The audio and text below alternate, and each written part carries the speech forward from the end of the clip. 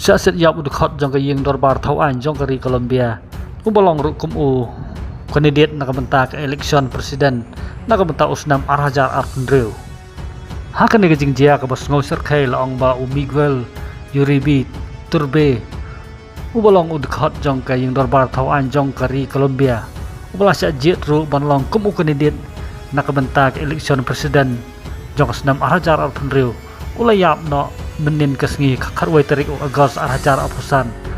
hakarta kebalai pukandai senam hadin arbenai ba ulah don pedang kejing sumar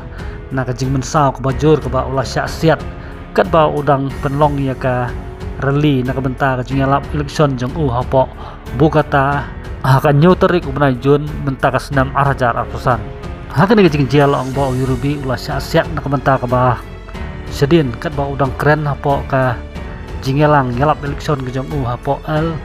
Golfito Park ha Medelia district wala Uribe lang ulah syak bun kuli ke bakat top wiki artli kuli ke baladai na khli ke jong nrei lang mo chum layap hasan ulah im hadu arbrai kenti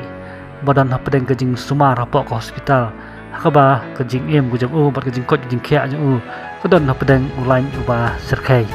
balong bakan ni jing syak penyap jong hakan ni gurukom kelapen ken mapat ya kari Colombia ya jing jia ke basar kai hakaba haduk songut ki kandidat ki banlong kum ki presiden jong kari Colombia kila syak penyap hakinong khi drok kinong khi breu bat kinong le kam sniu ki balai projek ki balalong kum kita ki gang ki bayale persyak wat ya ka sorkar jong kari Colombia hakitu ki por hakan ni jing jia ki bor jong ka an kila yo ban kem no yo wei khna badang khat san snam kerta ubala ngej ba dai mo blasiat ya Uribe bat kumju iki wei pat ki sangut ki bala suspek ne la ngej iki bagi dai ki bayadon kti ha pok kan ni jing tombor bat jing penyap ya Miguel Uribe balong kum khot jong ka ying dorbar thau an jong kari Colombia ubadai ru naka Conservative Democratic Center Party bat bolong ru khun ksiu jong presiden barim jong kari Colombia Julio Cesar Turbe Ayala. Tidak mentak ni portang kini kubor kublai sibon ni fibra.